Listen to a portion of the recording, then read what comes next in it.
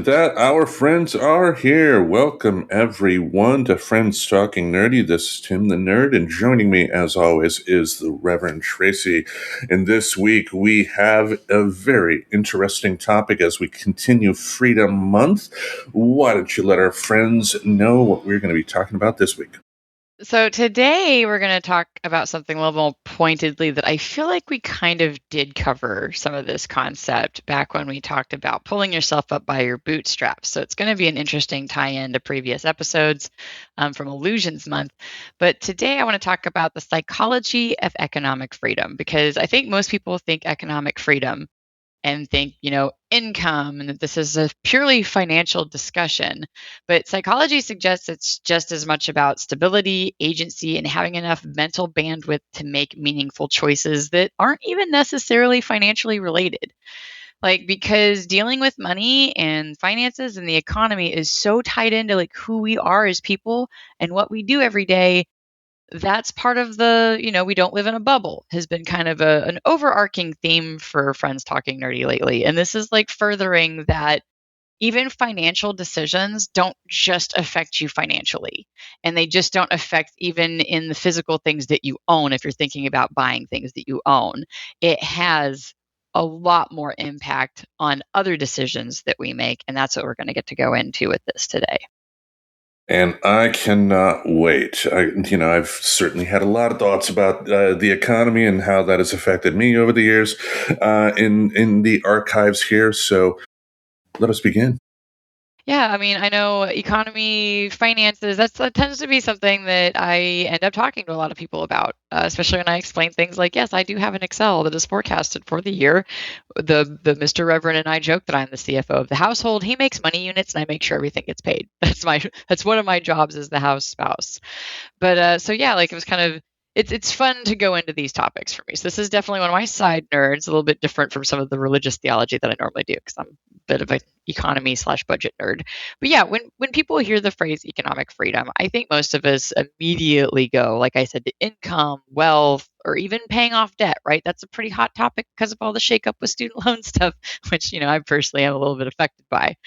But I don't think this is really an episode about money, right? We're tying everything back to our cultural wellness. It's an episode about freedom around it. And I think like one thing that we've already kind of come to is that freedom is ultimately power.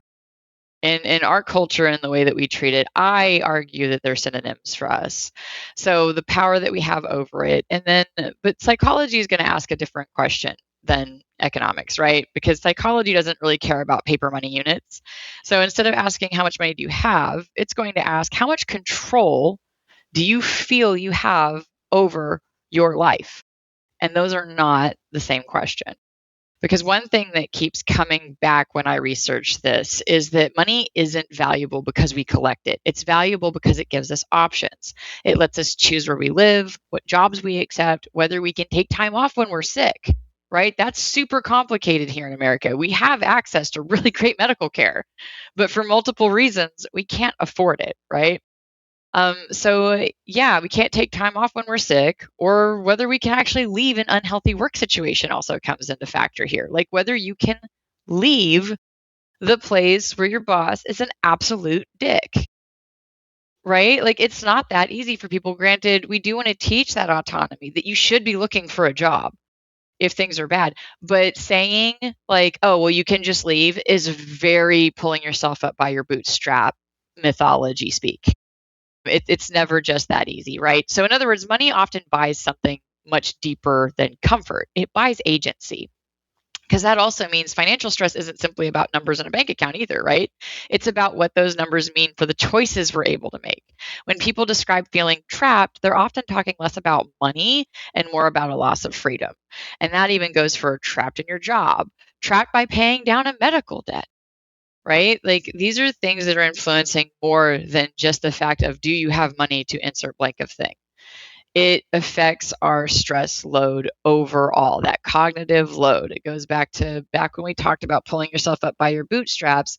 It's inherently more complicated when you are of financially stressed means because that plays a role on your cognitive load constantly to the point that you're going to struggle with even thinking of solutions to how to not have that strain over finances. So, yeah, obviously, I go back to that's my real point with the first is this is not just about money. This is not just about the thing that we have tabooed talking about is income. We should talk about this because it's important and it has an effect on our cultural wellness. I know, not too much to expand on there. I didn't give you much room. So I will just go right into the psychologist that I want to talk about, Julian Rotter. We talked about him last week. Yep, we did talk about him last week. So this is all that locus of control again, right? The degree to which people feel they can influence the outcomes in their life. Because while money doesn't determine locus of control, financial stability can increase the number of meaningful choices available to us. We've talked about that, I feel like, almost ad nauseum lately, that, not really that money buys happiness. And I do think this is a point that comes up later in my notes too, because, right, we've kind of dismissed a lot of the money conversation too. Like the ways that we've tabooed it is, well, money doesn't buy you happiness. So I'll talk about that. But the problem is it's not happiness that it's buying. It is a certain level of like assurance and ability and agency that it's buying because money has become such a resource. But research consistently links chronic financial strain with higher stress, anxiety, and reduced perceived control. Again, this goes back bootstraps where we talked a bit about this is it's not just as easy as make more money. You literally don't have as much bandwidth to even figure out how to do that. The relationship is complex and it's influenced by many factors, but psychology suggests that feeling able to make meaningful choices is deeply connected to well-being. So, Tim, when you think about being financially free, what comes to mind first? Is it having more money or having more choices? It has to do about choices if you think about it, because there are plenty of people that have six-figure incomes, seven-figure incomes. It could be more than that.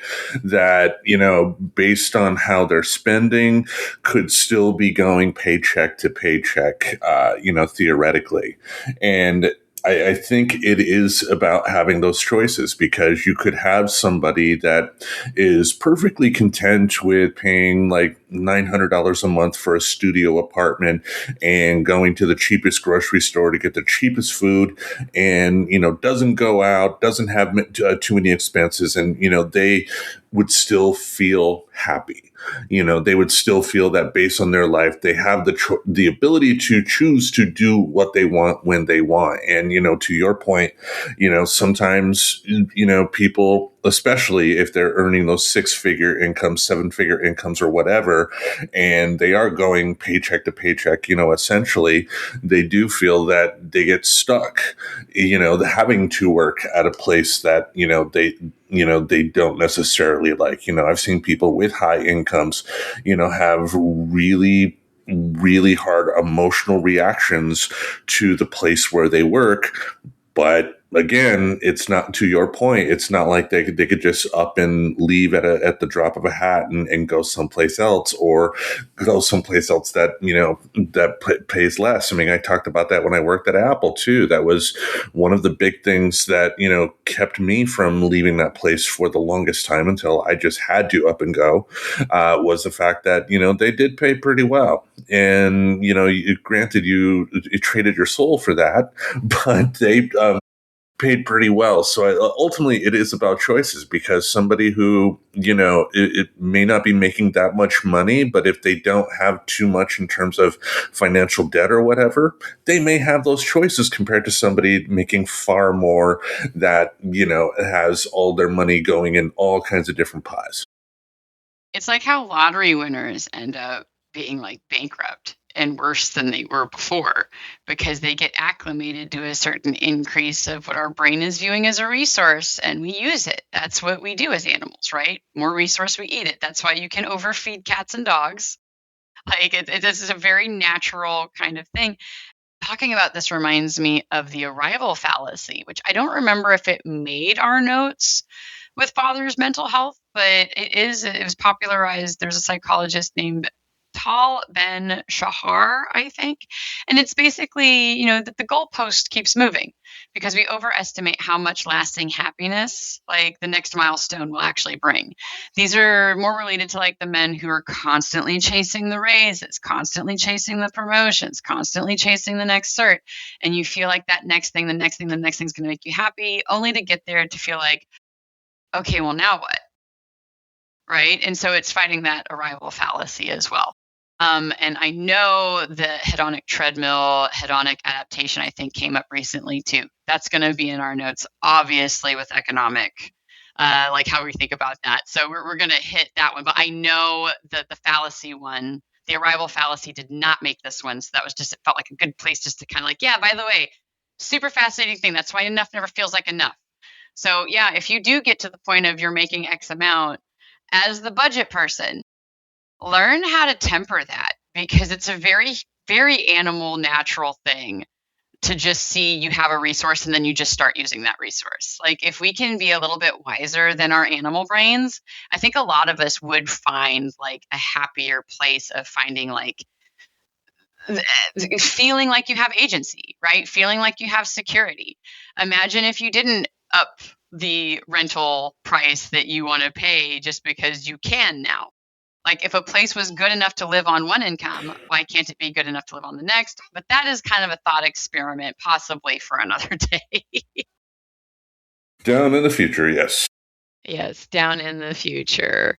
So I think one of the biggest things that surprises people to learn about, like, the things that tie into our economic, like, feeling and our wellness around that topic, is the idea of scarcity, and that scarcity doesn't just affect our wallets, it actually affects our brains, like, in ways that we don't necessarily directly relate to money, if that makes sense, right? Because obviously we're going to feel some stress if we don't have enough money to pay a bill.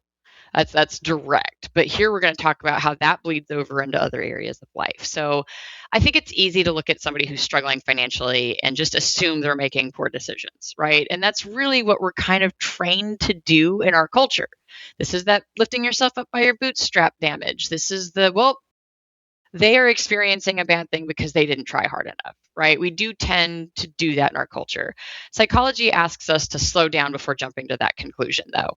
Because if you're constantly worried about paying rent, keeping the lights on, or buying groceries, your brain naturally focuses on solving today's problems. This isn't a character flaw. That's an adaptive response to scarcity. And we've talked about it on the show before about how chronic stress reduces the mental space we have for planning and problem solving. Because, right, you're solving today's problem. You're solving the power bill. You're getting on Lyft or Uber or Postmates and scrounging and kicking. You're selling shit on Poshmark. You are solving today's problem. That does not then give you the capacity to solve it in the future. What it does teach you is that you scrambled and you got the thing done, right? So you're accidentally feeding the reward process of our brain because the thing you scrambled to do worked. So I think that actually like makes it more complicated, right? Because yeah, financial stress then also works in the same way. The more attention survival requires like today, the less attention remains for planning tomorrow. So you can't plan yourself out of these by the way that cognitive load works. You are already overloaded having to survive every day as it comes across to you. Does that make sense? Like, I think phrasing it that way, I think that's a pretty clear, like, yeah, tie in. Yeah, but it also made me think of the prosperity gospel. Those people that tried to say that, the people that have more money are the ones that are somehow closer to God. Like, if you have more faith in God, then you will magically be washed in money or whatever. But it doesn't take into account the fact that most people are still going to be dirt poor out there. And it seems like, even, taking the religious aspect out of it, I think society still kind of has that mindset that, if you have money, you must be doing good, and, we've talked in previous episodes about how, just as something as simple as the location of where you are born could determine how much money you ultimately make at the end of the day. And, that's not something that is, that is fair to be judged on. Now, granted, yeah, there are people that are mess ups with money, and I've certainly messed up with money in the past. I think we can all say at some point we've messed up somewhere along the line, but it doesn't take into account the realities that sometimes some people, despite their absolute best efforts, will just not have enough of this resource we call money. Right. And we're very aware of it. Like we are aware that we are aware that there is a scarcity around it, right? And I didn't know about this book when we talked about bootstraps, but I learned about it researching this episode. So there are two behavioral economists, Sendhil Muhalanathan. I'm totally probably butchering that last name, and I'm so sorry. And Eldar Shafir, and they're authors of a book called Scarcity: Why Having Too Little Means So Much. And they found that scarcity consumes mental bandwidth, right? This goes back to what we talked about in bootstraps. It's not just as easy as solving that problem when you're having so much mental bandwidth every day plugging holes in your boat. But their research suggests that worrying about scarce resources, whether that be money, time, or food, can temporarily reduce cognitive performance because attention becomes narrowly focused on that immediate problem. Again, that's what our brains are wired to. And so this doesn't mean that intelligence decreases. It just means cognitive resources become occupied. And I go back to, if anybody knew the fun factoid about our presidents, that they don't necessarily pick their outfit every day, because we have had an understanding of cognitive load. We may have not always had the words that we have for it, but we have always understood that the small, simple decisions stack up, right? And Yeah. it does affect your ability to make choices. Yeah, I mean, when Steve Jobs was alive, he was famous for wearing the black shirt and the jeans. That was very much intentional because he just wanted to put some clothes on because he didn't want to have that extra few moments of thinking about, do I wear this shirt or do I wear this shirt? And that sounds silly. But, when you are the head of a major corporation or something like that, that's one less thing you have to worry about. Yeah, no, there was actually the whole saying of Zuckerberg in your closet. Do you remember this? Because it referred to Mark Zuckerberg having the habit of owning and wearing essentially the same outfit every day, his gray t-shirt and jeans and hoodie, to reduce decision fatigue. Like, that was a thing. I just made sure the time that it happened was about 2014 to 2017, because I remember saying that I Zuckerberged my closet. And part of me Zuckerberging was that I was working for an ambulance company at the time, and everybody was like, "Oh, that's dumb. You just bought these polos with the logo on it." And I'm like, what's great? I know I am meeting dress code every day. That pair of pants, I don't have to give a shit. I love that. It was so mentally freeing, especially now that I understand the impact of cognitive load on the anxiety brain, and kind of where me not living in the bubble, my bubble included everything going on and growing and booming around us, and already having an anxiety disorder, right? So my bubble. But yeah, it was such a weird point of relief for my brain to not have to think about that anymore. And maybe because I have the magnifying glass of the anxiety disorder, I felt that a bit more, if that makes sense. It felt very dramatic to me to not have to think about my wardrobe. And that's very honestly why, if anybody sees how I dress on a day-to-day, it is leggings and a tunic, because I don't care. They go together, they're comfortable, I can do anything in them. I don't have to think about what I'm doing for that day. If I'm being a tiny gymnast teacher for my toddler, does not matter. It totally just suits, and it's worked for me since I lived in Portland, Oregon. But yeah, so Zuckerberg in your closet. But yeah, so going back to kind of the original, because we're going to all these things, right? Zuckerberging is totally a thing you can do that deals with the clothing aspect, right? And in a way, even financially, because even budgets have, you should spend this much on clothes or plan to do this every so many months, right? But if you keep a fairly easy closet, that is a tack. So, Tim, how often do you think we mistake the effects of scarcity for laziness or poor character? Well, I mean, I think I've already touched upon it. I think, as far as the United States go, we do have that mentality that, if you are poor, it is somehow your fault. And, to be clear, for some people, that is very much true. I mean, I think of, there was a restaurant back in Grand Rapids, and they actually, the Grand Rapids Public Library will post historical photos on occasion. And they actually showed a photo of this restaurant. called the Kit Kat place, and it was just a simple diner you can go into and get, they serve both kinds of foods, hamburgers and French fries, but one time, after the place closed down, I found out why it closed down. Apparently, one of the owners went to Vegas, lost a lot of money, and ended up, not only losing a bunch of money, but signing over the deed to their house to get more money to try to make up for the money that they had, and all that stuff. And these are people who had a business and everything.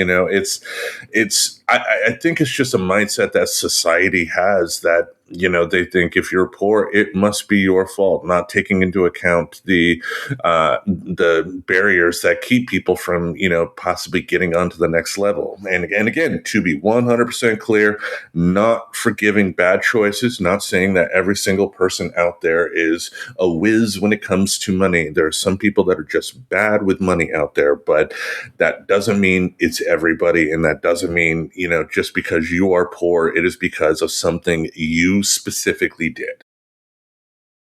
So I do want to throw it out there, Tim. I'm not sure that's 100% that person's fault, because we go into the slot machine effect, how they pump oxygen into those places. They sure are priming people to make some bad decisions while making it feel like it's all your choice. But that's still going into that upper end of, there's a lot of things that play and make things complicated, because it goes back to, no, I don't think anybody in their right mind would do that, Tim. And I think that part should be underlined when we think about these situations, right? Because, yeah, if that doesn't make sense, we should be asking, whoa, why the hecahedron does this happen? Often enough that it's not everybody, but so often that that is a prime example of going and losing it all in Vegas, right? Like, that is one of those things. And maybe that's just, I'm so geared at this point that when we have an easy simplicity bias blame narrative, I almost like perk up to that now, like more so in the years of doing this podcast and kind of looking at things that way. Like, it's gotten me more practice to be like, okay, so is it that person's fault? Because think about drug addicts. Think about like the people who fell victim to Oxycontin. Like, was it really their fault when their doctor said that this was totally a non-addictive, safe thing to take? How much of it was that actually their fault then? But yet it's still a pretty easy narrative for us to go, your fault actually, right? So I guess that's just my side nerd. That is a good example though of like making what most people would really consider poor decisions with money. And I'm sure there really are people that just make poor decisions. But when you realize, like, we've even started to give a little bit of like, okay, well, cigarettes aren't just as easy as buying cigarettes though, right? When we think about it, poorer demographics tend to invest in cigarettes because it gives them that micro break every day. There were jobs I worked that I didn't feel comfortable taking a break unless I had my cigarette. Now, was I judged when I was broke for buying them? Oh, absolutely. But what's unfair is I'm unable to take the vacations that the upper class could take. So it is a fair argument that, yeah, sure, it trashed our health, but it did kind of do a lot of that mini vacation of getting the stress relief. As much as I'm not saying it's healthy and to go line up and start buying tobacco products tomorrow, I'm just saying these are things that we have demonized and we have encouraged, saying that's a sign of somebody making bad decisions. But I think the more we've talked over the years, we've learned it's not really that simple, that there's a lot that works against us because we're not in a bubble. We have a lot of factors out there. Yeah, and that example I gave to to your point, yeah, I mean there are a lot of things that we do know that the casinos do in order to keep people in their seats spending their money. That doesn't mean that the people that do get reckless with throwing all their money in the pot and signing over the deed to their house or whatever. It's like they're still responsible for their actions or whatever. But if you do have to take into account the other factors that go into that, because nobody goes into a casino thinking I'm going to sell my house and put my family on the streets. Yeah, and it's like ultimately, like, yeah, people are still responsible for their choices. But places like casinos, places like, people designing ads and commercials now, they're engineered to exploit predictable features of how our brains work. right? So definitely not saying, bad Tim for bringing that up. I actually think it's great that we talk about these things and go like, but if we think about it this way, is it that clear? Because I think that goes right back into this, like financial stress is a mental health issue. And those sound like the types of decisions you make maybe when you're under some financial stress to the point that it's a mental health issue, right? It's kind of like the person that justifies like, well, I could pay for groceries or pay my electric bill. Or I can spend the same $100 on lottery tickets and this will get me out of that situation, right? Like, and I know that's kind of a silly example, but I really do think that a lot of times when people are making these decisions that we so easily go, that's a bad decision. I think something mental health is driving it, right? Because one thing I think psychology has helped us understand is that money problems rarely stay money problems. But we do like use money to try to soothe our mental health, right? We go into people buy stuff, it does things, right? But anyway, that even exacerbates those money problems because then you have less of it. And then those money problems become sleep problems and they become relationship problems because maybe you're hiding how high the credit card bill got. They become parenting problems because you're stressed about all the things that you have purchased and now don't have money for things. And therefore, yeah, it becomes an overall mental health problem because stress is incredibly useful in short bursts, right? It inspires us, it gets us moving. It used to help us run away from predators, right? Helps us respond to immediate danger. That's the thing that makes you feel like that fire lit under your butt feeling when you get an email going, oh my God, something's past due, right? Immediate danger. Our brain, being dumb, reacts the same as a lion trying to eat our face. But when financial uncertainty lasts for months or years, our bodies don't always know how to switch that alarm system off, right? And this is also going into we're not in a bubble. So we still have our news media constantly telling us everything that's going wrong in the world and how the economy is dying around us and blah, blah, blah, right? We talked a bit about that in Free Press too, like how we are constantly being hammered with these messages and our economy does come up right up there with politics. But living paycheck to paycheck isn't simply stressful because of the bills, though. It's stressful because uncertainty becomes constant. So, again, we're starting to remove directly thinking of the money and more of the concept of uncertainty rather than, oh, I don't have money. Like, okay, we kind of already know that part, but there's a lot of things that money influences. And I also think this helps explain why financial disagreements are one of the most common sources of conflict in relationships. Because that is like such a stressor. Couples aren't usually arguing about the $20. They're arguing about the safety, security, and the future. They're arguing if that $20 could have been used for something better down the road than, oh, I stopped at this specialty shop and got my blah, blah, blah. Or I stopped at the game store and got the new game for $40. Like, these are the things. It's not about buying the thing. It's not even about the person buying the thing ultimately bringing happiness to that person. It is because it is a resource. And I think that's where we get lost in talking about it. And I think that's why it's even more stressful to talk about money, right? Because we view it as a money thing, but really it affects so much more than just a balance in a checking account. But yeah, so why do you feel like arguments become so much bigger than the dollar amount involved? Well, I mean, I think you touched upon it. It is kind of about the resources. I know the arguments I had with the ex-wife when it came to money were ultimately about that. I mean, she even moving to Portland was a decision that really hurt us financially, and it was like it's like I'm glad we did it. Of course, Portland is essentially my home for life. I love this place despite its flaws and everything. But it was just always about just thinking. To your point, it was about the resources. It was like, why are you wanting to spend money on this when we have this, this, and this to worry about? And it was that's what it was always going to boil down to. It's like there's part of me wants to bring up examples, but who cares at this point what those examples Right. were? And it's not like I was a complete angel when it comes to financial stuff as well. But not in the $3,000 or more range, but that's a different story.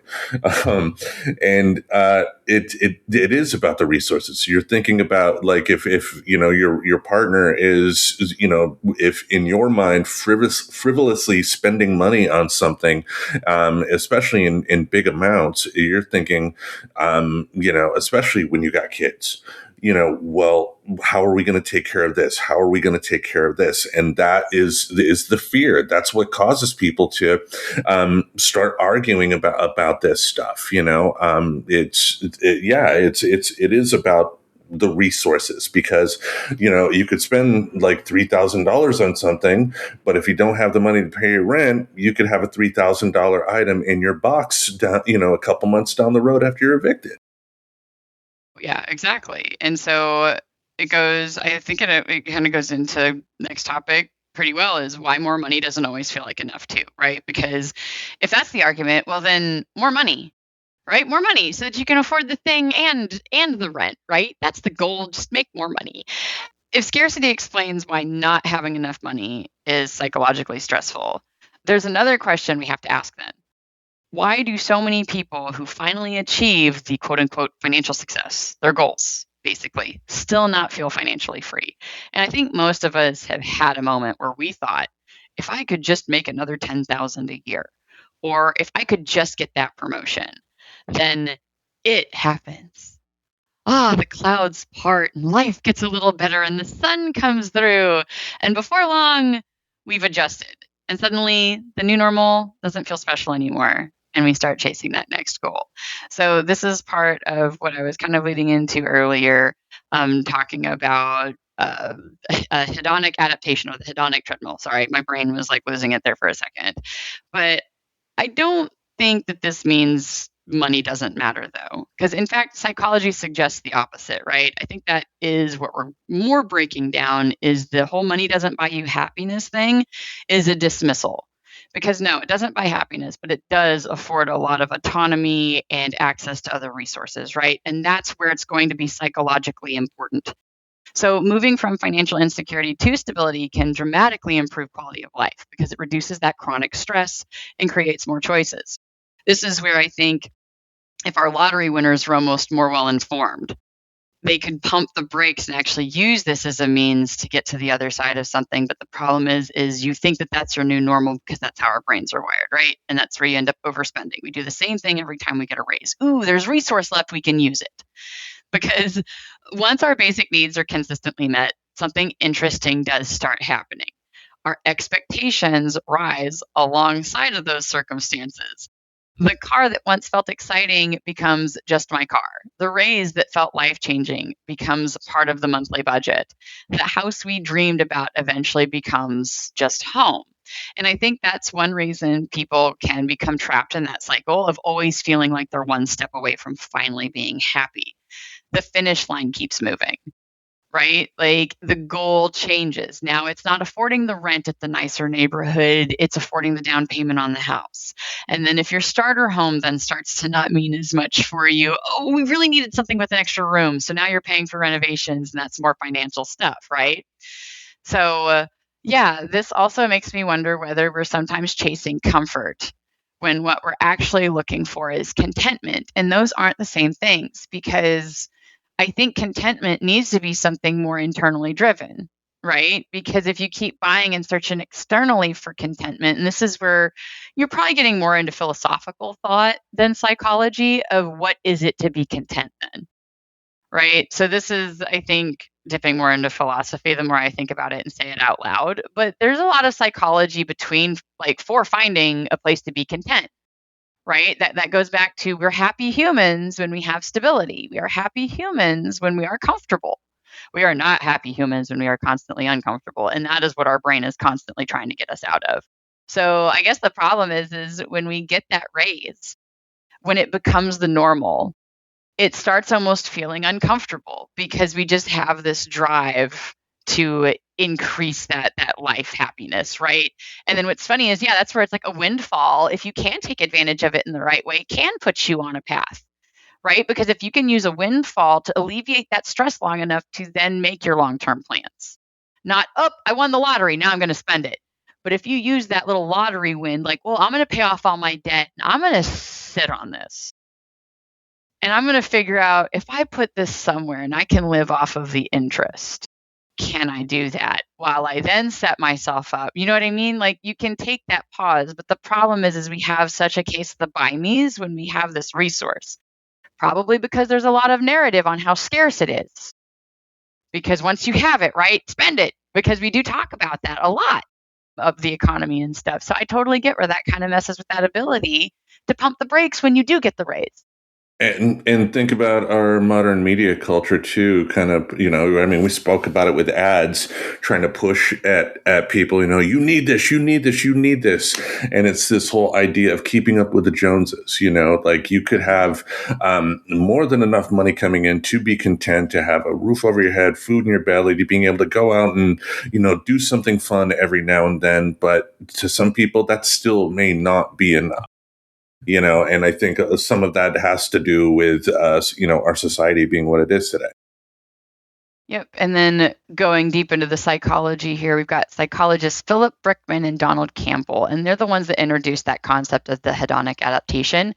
It's also referred to as the hedonic treadmill. So if you've heard that term, same thing. The idea is that people tend to return toward a relatively stable level of happiness after both positive and negative life changes. See, I didn't know that it went both directions before. I had heard of this concept before of like that chasing, that almost arrival fallacy, like in relationship to that. So I didn't realize that it actually applied the other direction too. So that's kind of cool. But later research has refined this idea, even showing adaptation isn't complete for every circumstance, but the general principle is well supported. And there's more recent work by Daniel Kahneman and Angus Deaton. And then later also added to by somebody named Matthew Killingsworth. Just want to make sure I give everybody credit because there's been a lot of hands in this cookie jar trying to understand this because it is relevant to our culture, right? There's a lot of people trying to understand this concept is really what I want to point out here because it seems to be mattering in psychology. But it's suggesting that money and well-being have a lot more nuance of a relationship than, like I was saying with that old saying, money can't buy happiness, right? We get that thrown a lot. Because if you start fussing about not having enough, I feel like that is that pat phrase that we get of, well, it's not going to buy you happiness anyway. But income often increases life satisfaction, especially when it reduces financial hardship. But beyond meeting essential needs, additional income doesn't automatically create a lasting sense of fulfillment, though. Relationships, purpose, health, and autonomy continue to matter tremendously more than the dollar amount you make. And so it almost turns into, what are you using your money for? Could that then be that better relationship to happiness? For example, if you're using your money to get a way of stability so that you don't have to work 3 jobs anymore, so that you can do the local game night and meet people and be social and like have that, you know what I mean? Like that's where it does make a difference because factually you're not having to work 3 jobs anymore. So Tim, have you ever reached a financial goal that you thought would completely change your life, only to realize a year later it had simply become your new normal? Oh, I mean, I spoke of Apple, and they did pay pretty well, and I thought, oh my God, they're paying so much, I'll be able to do this, this, and this, and within the year, it was the new normal at that particular point, and it was a wake-up call too. Like I should have kept that in mind, during the last year that I worked there, that that if what happened to me at Apple financially occurred, it can happen elsewhere, and as simple as that, really. I mean, I'm floundering at the answer here, but it seemed like it would be. It seemed like it would be the thing that could solve the financial woes, and it ultimately, at the end of the day, was not. I know hands down I've experienced that, like where it just suddenly becomes the new normal. I go back to the Mr. Reverend and I have broken a certain pattern of economic hardship from our raising, from our multi-generational struggle with having money, right? I go back to I was farm poor. So a lot of our food, like I didn't realize how poor we were until we left the farm, because when your food is just in your yard, you don't feel it as much. So it's like, yeah, I've had a few times in my life where I feel like, yeah, this is it. And I wish I had just had the knowledge years ago that I have now with tempering that. Because I think the more that we understand how our animal brain works, the better we can be at not accidentally burning through a resource and basically becoming a pestilence to our own life, right? Because that's what you're doing. You're killing the resource that you need. You're just burning through it. And so it goes back to, what do you do when something is starting to eat away at a resource? Well, you need to kind of figure out how to temper that. And I don't want to get rid of me. So I should probably temper the part of me that's burning through the resource then, right? Like if I just think of almost that part of me that has those urges to do that as like an insect in my garden that otherwise could be kind of beneficial. But when it's too many of it, it can be a bad thing, right? Because to have the drive to want more isn't the problem. It's what we're doing with the more once we have it that seems to be continually driving us to this point of stress, continually driving us to that feeling of not enough, the treadmill, the fallacy. And it doesn't feel good to not have a closing loop. Our brains really like problems to have solutions. And so, yeah, when this is like kind of opening up to where it's going to constantly be like an open ended issue that you're still going to be solving all the time because, yep, got raised. And then, hey, what do you know? Now I've adjusted to that. And now I have all this other debt from the spending that I just did. Now I got to get another raise.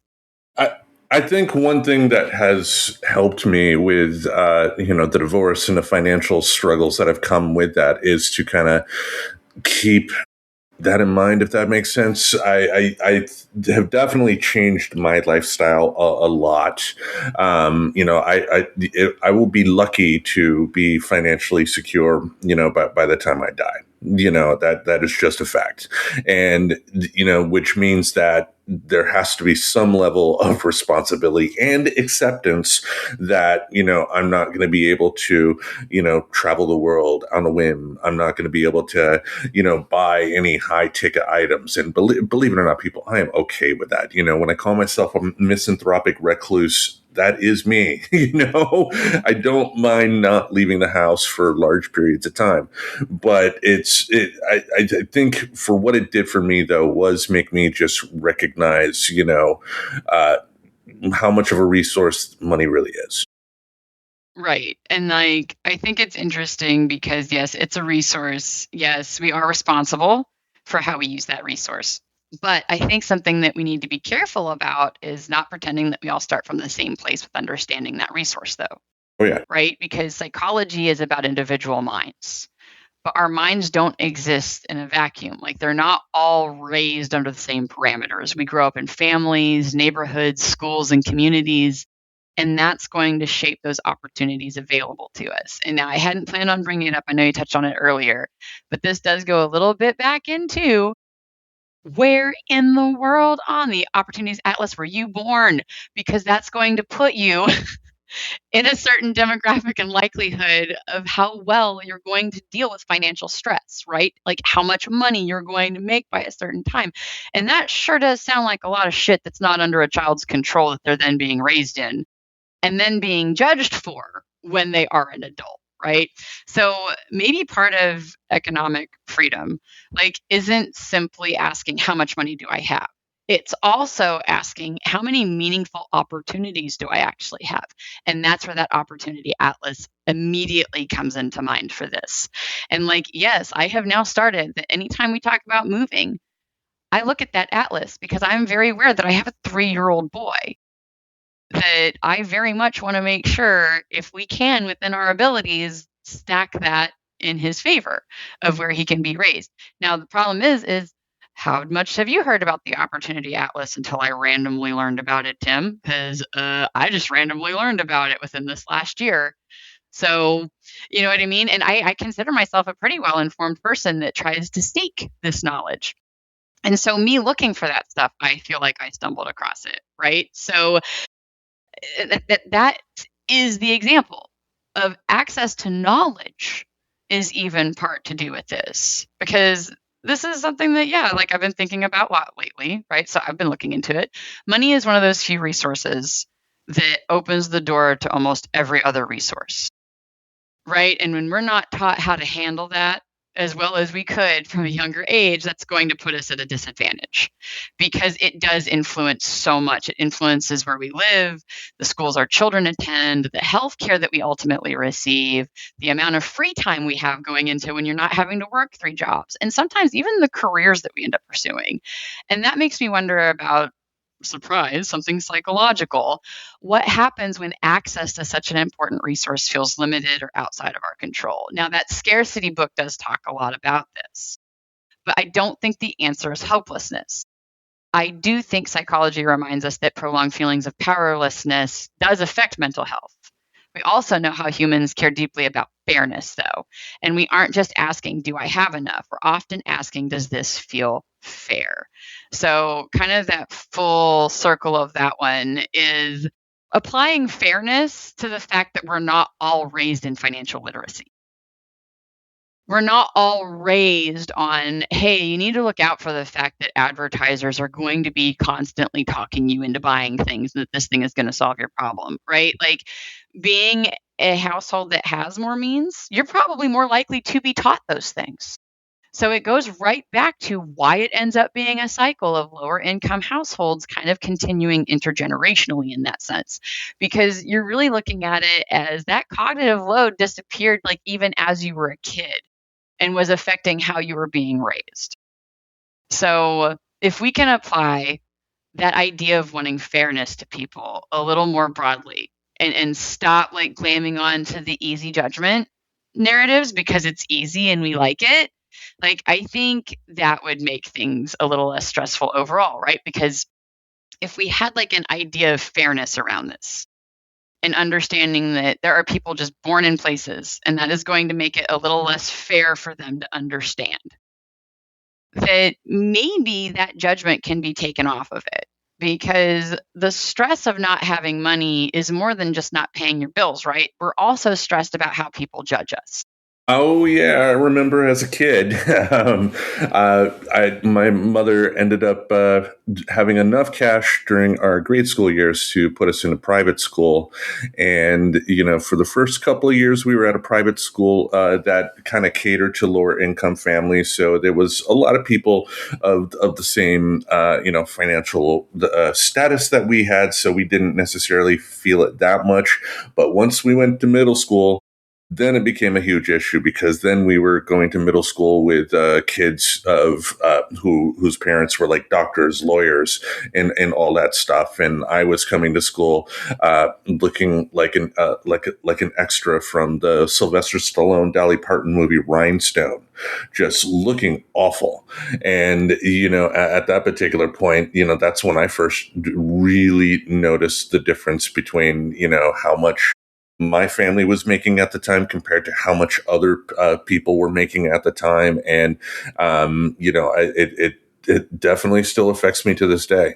I've never really been super comfortable around, people that do make extremely large amounts of money, or how I view extremely large amounts of money. Because to those people, it could just be, they're still struggling paycheck to paycheck, but, they have more means. And, that is definitely felt. Yep. And it goes back to, and I think the question we can almost just leave out there for the world to think about is, how do we balance acknowledging that opportunity isn't equal for everybody while still encouraging people to recognize the choices they do have? Because unfortunately, I think with where we're at in culture now, and this can be even tied into the overcorrect with psychology right now, is encouraging people to take actions on things they're struggling with is almost being treated like you're shaming them. And that's not really the heart behind that. Like, most people aren't sharing like financial tips or anything to shame anybody. Not really. Like, maybe on the internet where people just want to fucking fight with each other. But in the real day-to-day, like, the people that care about you are going to want to share information. And so I think that's kind of the disheartening thing in our culture right now, is that any form of correction, And my humble opinion is this is bleeding into our parenting to our children as well, which is what is such a bummer because they need this. But any nudge of a correction or a suggestion is being taken as a shame on that. Like, for example, something as simple as parents not wanting to correct a kid on how they missaid or misspelled something. But yet that correction actually is required. You're not calling them dumb. Like, right? You need to vet that in yourself of what your intention is behind a corrective statement. But like, it's not really to be like, oh, you're dumb. It's like, hey, like, yeah, English is weird, and that word's spelled this way. Like, here's how I remember it. Because come on, we've been given all sorts of stupid rules of how to remember how to spell stuff, right? So we kind of have that going right now, and I think it makes it really difficult to be like, hey, like, you can change your financial situation because there are things that are in our power. And that goes back to that locus of control, right? Comes back into the conversation of we can't control every circumstance we're born into, right? We have opportunity atlas. We also like have so much kind of backing that there's a lot outside of our control, right? And even if you're born in like a poorer area or something that's ranking lower on that opportunity atlas, and your parents are also the type that have financially struggled, you're definitely not going to be taught that information, right? It's going to be missed on you. So, but that doesn't mean that you don't have any ability to learn it going forward, right? It almost goes right back into that when you realize you're on the train that wasn't teaching you certain skills, get off of that train and figure out how to get on the train to teach you the skills. Because even going back to where we've talked about things that are kind of a lot harder to reprogram with emotional intelligence, like you can do things. And if mental health has taught us anything, believing we have meaningful choices matters enormously for resilience and mental health. So let people tell you that there's things you can do. And if you take it as a shame thing, maybe question that. I understand, like we all understand impact versus intent, right? Somebody bringing up a suggestion to you is not meant to impact you in a shame way. But if it is, maybe it could be part of our job that are feeling the impact of being offensive or being offended to maybe look for the green flags in this person and be like, okay, so is this a person who generally like is pro me and like wants to help me? Or is this somebody who's kind of a negative Nancy in my life and is just always poo-pooing and talking down? Right? Because if you know that this is a supportive human, I'd like to think we can reprogram our culture to being more open to hearing helpful tips and advice again and not taking it as a, well, you didn't think of this. So, okay. So all of this coming to the head of the question that I had the most fun asking myself. So what does psychologically healthy economic freedom look like?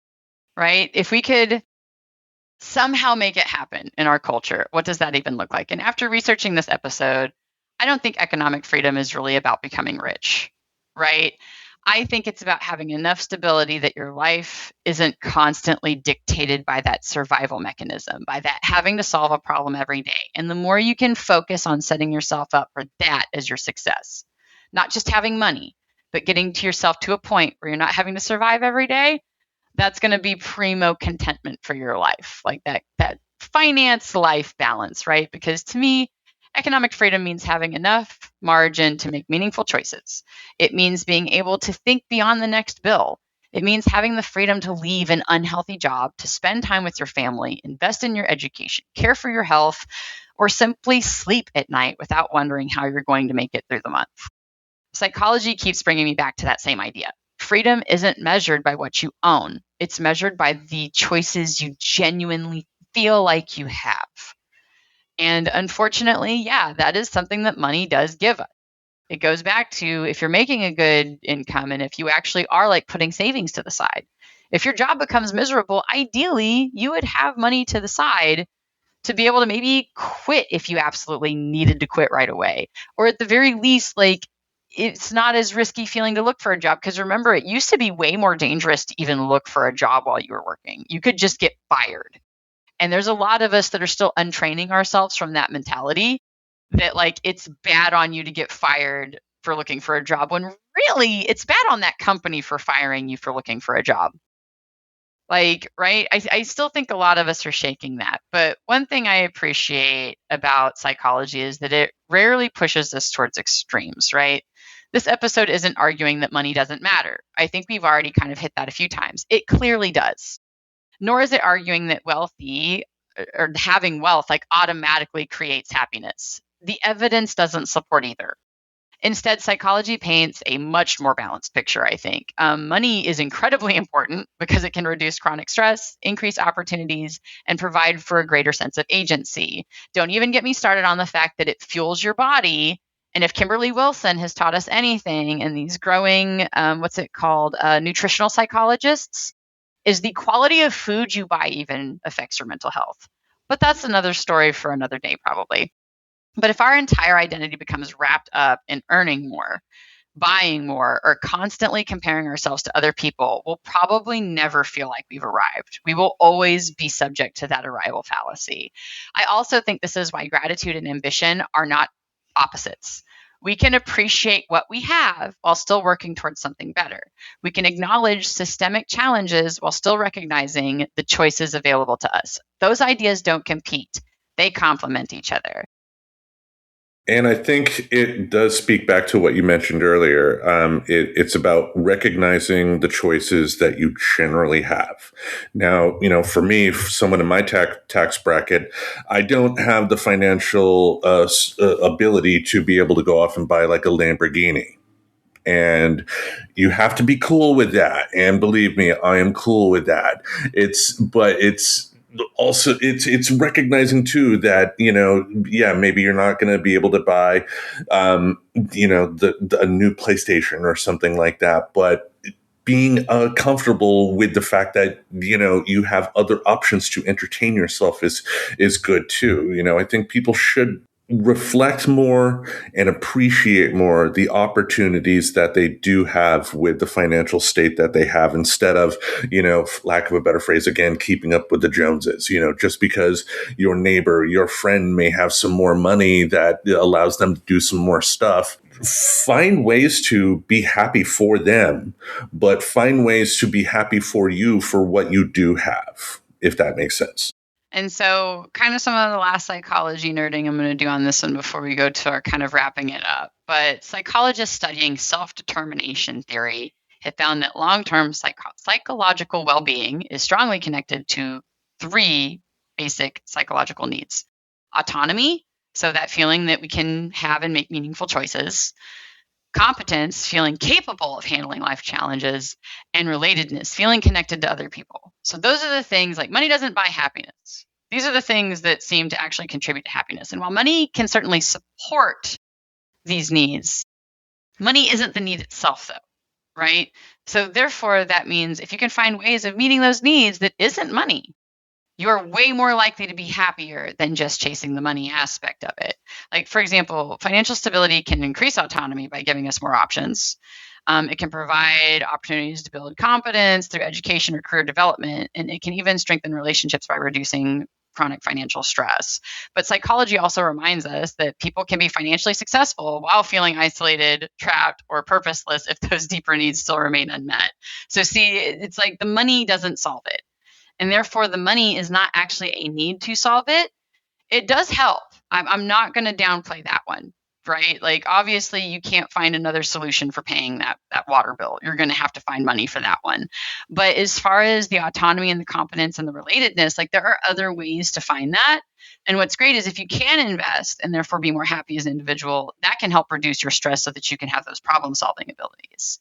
So if you can seek that happiness outside of the thing that you might not have control over, the money aspect, it might give you more bandwidth to troubleshoot and find solutions to where you can maybe work on that a little bit. But yeah, economic freedom, then, it's not simply about accumulating resources. It's about creating a life where those resources support the things that actually matter. So using the resources you do have to support the things that actually does influence our happiness is way better than chasing that raise. It's way better than chasing that next certification or degree or whatever it is you're doing. In closing, I think at the beginning of this episode, we were really asking what it means to feel financially free. And I think psychology gives us an answer that's both simpler and more challenging than most people want it to be. Economic freedom isn't just about income. I think we really do want it to be easy, right? That's that simplicity bias. We want it to be as easy as, well, I just need more money. But it's not. It's about agency, it's about stability, and it's about having enough mental bandwidth to think beyond the survival moments. One thing I've taken away from looking into all this is that our relationship with money is rarely just about dollars and cents. It's about security, access to opportunity, and our ability to care for the people that we love. It's about whether we feel like our future is something we can shape or something that's simply happening to us, right? Because that talks about that autonomy. We want to know that the choices we make actually influences our outcome and that it's not just all prescribed to us, right? And money influences nearly every aspect of modern life. So we can't ignore that. It means inevitably influences our mental health as well, though, because it is so tied in. And that doesn't mean that every financial challenge has a psychological solution, nor does it mean every psychological challenge has a financial solution either, because we go back to humans don't live in bubbles. Our minds and our environments are constantly interacting with one another. And I think that's why conversations about economic freedom do belong in psychology just as much as an economics classroom, because of how much it very obviously influences us now. And I think if we did have more of that, maybe we'd have more people understanding that not everybody has the same opportunities as they might, because for as poor as I am, I think, I think there are definitely people in this country that would think I have a lot of money. I have a lot of resources available as well. And I mean, that is a fact. There are people that are far poorer than me. It's, if anything, I think anything that encourages the average person to think about other people and their opportunities and what could be done to better those people. Anything that causes people to think that is not a bad thing at all. Yeah. And so just to wrap us up, I'm going to hit us with some wave tops of what I felt were kind of the important themes we got through today, because throughout this episode, we've kind of seen the same pattern appear over and over. Scarcity narrows our attention. Financial stress consumes mental bandwidth. Decision fatigue makes everyday choices more difficult.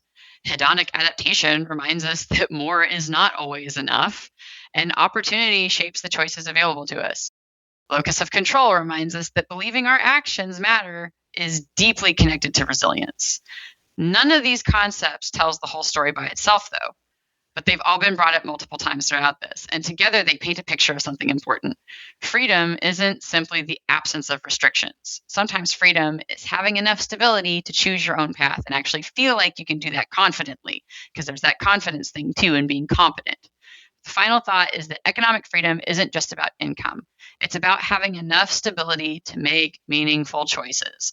And so whether you find that stability by getting that next $10,000 raise, or if you find that stability by finally paying something out and you can reallocate that to savings, those are things that are still in your control. And so I think it kind of becomes the real freedom of what we have freedom to do is kind of reallocating our own resources to try to drive towards that happiness factor, right? And I don't want that to be heard as a pulling yourself up by your bootstraps narrative. It's just, it seems like we need to focus on the happy more than the money. And that maybe that stability, the financial stability, the less of an urge to spend money to push the happy buttons in the brain, can also be the thing that feeds in that direction too. Like that better mental health can lead to better financial decisions, just like better financial stability can lead to better mental health. Does that make sense? I think I'm saying that they're kind of almost on a seesaw with each other, that you can maybe play both sides of that depending on what your situation is, because increasing your mental health is going to give you better bandwidth with the resources you do have. And having more resources gives you more access to things that improve your mental health. So you have to play with the teeter-totter. Well, it makes me think of the plethora of college athletes that, get lucky enough to get drafted into major sport, basketball, football, baseball, whatever. And you think that, oh my goodness, I'm getting all this money now. So I'm going to buy this mansion. I'm going to buy this fancy car. I'm going to buy this. I'm going to buy that. And then they get an injury and then they get kicked off the team because, thanks to the injury, their performance is not, ever going to go back to what it was. And now they're essentially having to sell everything off and go back to where they started from. Instead of, to your point, finding ways to be more fiscally responsible with that money, because when it comes to being an athlete, there aren't many that can make it a career. Like in the NFL, I believe you're lucky to have 5 years of playing in the NFL. And that's not a career. That should be a situation to where you should be able to get, to take whatever windfall that you get from that and then invest it for something in the future, whether that be investing in a business or, finishing up your degree if you didn't do that, or something like that. But it just makes me think of that. And I think more people should accept the happiness of their current lives and not necessarily worry about attaining something that, hopefully, maybe some point in the future they can, but, not everybody is destined for being a billionaire or being famous or being that. Maybe a trillionaire, right? Yeah. Hey, Elon, you really, douche. there's Buddhist, so some ancient knowledge on this. There's this idea of like the hungry ghost, and that idea is like you've got this big ghost with this tiny little pinhole mouth, and so no matter how much you feed into it, the ghost is always going to be hungry. So it's really by reducing your suffering, by reducing your wanting. Because one of those Buddhist philosophy type concepts is that our suffering comes from wanting, not necessarily from existing, but from wanting. So if you can actually tap into a little bit of Buddhism there and try to find the contentment with what you do have, right? Because I know this goes back to, I say that, and I'm sure somebody is feeling that cognitive dissonance feeling, that teeth sucking of like, but I am doing the best. And I understand. However, I do also hang out with a lot of people that they bleed the money a little bit because the card has made it so much easier to blow through that resource than it used to be when you had dollars and cents and had to write a check, right? Like, and it has just become that much easier to not realize that you're spending hundreds of dollars on something a month because you're tapping a card. And those are the things that investigate. That's part of that shadow work too, right? Like adding shadow integration into everything. But so this doesn't accidentally turn into a 2-hour episode, I think that's going to wrap us. Did you have any other input or anything to add? No, just, yeah. Enjoy life, people. Enjoy life. Yeah. Like I would love to be rich. Let's put it that way. But I've also become rather content with my life currently as it is. Could it be better? Yes, but I think we can all say that. And I think if we can just accept the financial spot we are in, we can be happy with that. That doesn't mean trying to get something better is a bad thing. I'm not trying to say that, but just have acceptance for what you currently have and enjoy. Don't let things like advertisements or modern culture tell you otherwise. I know this isn't a popular one. Budget.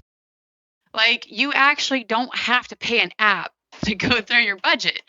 I go back to, I've got a spreadsheet. I spend like 5 minutes every Monday just kind of looking at stuff. That's it. Like, you can actually get to that point. And I know people are like, work. And I know that's like yet another thing, but I can't express how much nicer it feels to know kind of where our pattern is going based on how we're spending. And so that can actually lead me to the fun side story of fun news for this week, as I helped my bonus son open his first checking account. Yeah. He has a shiny new card. If you guys didn't know, they do try to charge you for stuff like green light. And it led us to learn, if you don't know this, most banks have, like, it seems like they're starting to have agreements with these apps for kids. And so don't pay for it. Check to see if you're a Chase customer, by the way, like, apparently they're partnered with Greenlight because it says that it's powered by Greenlight. And that's one of those apps that you can pay and like blah, does a bunch of financial stuff for your kids. But super exciting. And that being said, we're going to get ready for a bike ride so he can make his first official purchase with his first checking account card. Don't get a lot of firsts as a step parent, but since I'm the financial nerd, I felt fine taking the reins on this one. He's buying milkshakes for everybody. Well, we're at least going to go get an energy drink for Dad before he has a meeting here in a little while. So that's why it's like, yeah, I should probably scoot and like get clothing on my body that's not sweatpants and a t-shirt hoodie from my daughter's school. So Well, there you go. I hope you have a wonderful bike ride, and I hope that Mr. Reverend enjoys his energy drink. yes, it will be a nice little jolt to get him through his day as he struggle buses through the work stress. Oh, Jolt. Do you remember Jolt Cola? I don't, but I do remember, I guess it's still around, balls. Like that one had a warning on it. And one time I almost called like the hospital on a boyfriend in high school because I thought his heart was going to explode. Oh, I remember balls, but I never drank that. But anytime I was at the grocery store with my youngest, with Luke, I would hold it. I would take the bottles and go, "Look, I'm holding balls." I'm holding the balls. It actually tasted really good. I like the flavor of it, but I've never been like a high caffeine drinker. So it definitely rattled my chest cavity the first time I had one. And then it was like my boyfriend in high school, like loved drinking them, huge gamer. And there was like a time that I came over and I thought like that he was having like a problem under his car. And I was like, did you finally have a heart attack from drinking all those balls? That can happen. That can happen. And, I'm like I've said in previous episodes, like I've really cut back on the amount of caffeine I've had because I noticed how much it really is affecting me. Like on Sunday night, I just wrapped up editing, and I usually make it a habit of having a cup of coffee while I edit. And I wrapped up editing a little after 10 p.m. And I just wrapped up the coffee, and I went to bed, and I had my new watch on, my which I got for a steal, and it records your sleep and all that when you're sleeping. And apparently, I got little to no REM sleep that night because I wrapped up my coffee later than normal. Yep, I tell you, I've been a Garmin person for a long time, and they've been giving me that information. Oh yeah, there's a few things. Next time you drink alcohol, you should see how good your sleep is. That was a fun one for me to be like, oh man, I sleep for turds when I've had alcohol. And not even like I got drunk. Like I had a beer or two and then slept. I was like, man, they have a body battery for Garmin. I was like, my body battery feels low, and I'll look and there'll be like stress all through the night. Like, okay, maybe I shouldn't do that anymore. Maybe I should stop drinking. Yeah, and I mean, especially with a young one, you don't want to, be, even with a beer or something like that, with sleeping bad or whatever, thanks to one beer, you don't want to have to wake up in the middle of the night and then be cranky because your little one is sick, I already sleep bad regularly because I have a 3-year-old. I don't need to choose to do that one night. Like, even if it's only one night a month, you know what I mean? Like, oh my gosh, no, I need my sleep. Yeah. Well, anyway, anything else you want to say to our friends at home? No, I think that's enough for me. Economic freedom, man, budget, dollar bills, y'all. Don't be afraid to know your financial situation, because I do think a lot of us also get more strained because we avoid it. Because that's also like a very handy thing to do as a cognitive bias, is just avoid it. But nah, sit down, get yourself around your budget, and I think you'll feel better about your life and the decisions that you can make. Because who knows, you could be feeling like you can't make decisions, but yet maybe you could. If you go, oh my gosh, maybe I can make coffee at home. That's just such an easy example, because I do know a lot of people that do their morning coffee. And it's such an easy one. It's like, oh, it's only $5. But every day, that's actually somebody that could technically go somewhere else, not to be mean about it. But that being said, somebody is ready to go. I want to hear Tim. You want to hear Tim? Okay. Yeah. Can I say goodbye to our friends? Bye-bye. Say, I'm ready to go on my bike ride? Yeah. All right. All right. Well, with that being said, next week we will have something for your ear holes. Until then, we bid you adieu. Au revoir. You want to say adieu? Subscribe to Friends Talking Nerdy on YouTube Music, Apple Podcasts, Spotify, or wherever you listen to podcasts. Bye, friends.